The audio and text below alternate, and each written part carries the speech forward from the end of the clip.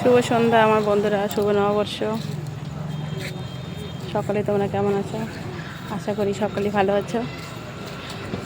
আমি দেখছি আমার দোকানের সামনে ঘুরে বেড়াচ্ছি, মাঝে মাঝে কাজ করছি। ভাবছি গুড ইভিনিং, আমার বন্ধুদের সাথে কথা বলে নিই।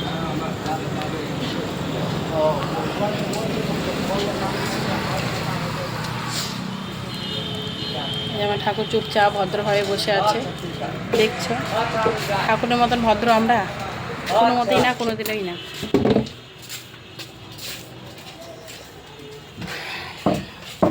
আমি আমার কাজ এখন আপাতত করছি, তারপরে আবার আমি আবার অন্য কোনো কাজ করতে যাব।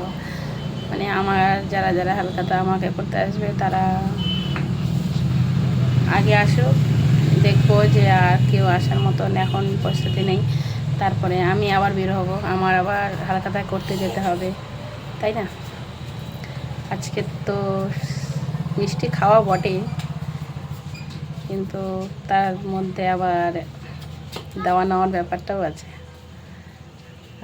মিষ্টি খাওয়ার নিমন্ত্রণ আছে, মানে তোমার ঋণ মহাজন আছে।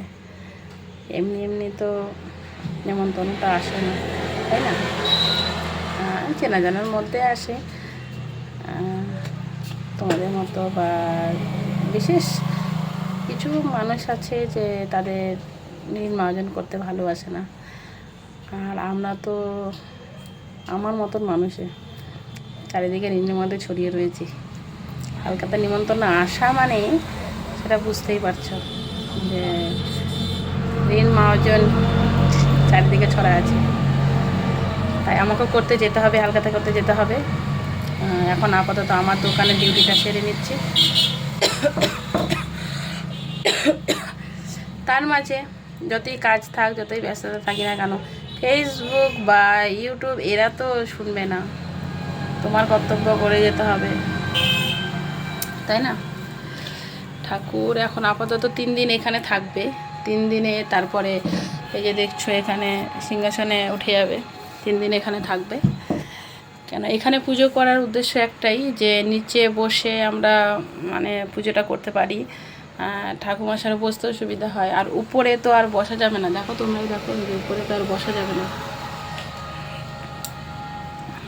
ঠিক আছে, শুভ সন্ধ্যা বন্ধুরা, তোমরা সবাই করলেই ভালো থেকো। আর এখন তো আমি বেশি অ্যাক্টিভ থাকতে পারছি না, আর আজকে এত খাটাখাটনি আর শরীরটা ভালো লাগছে না, জানি না।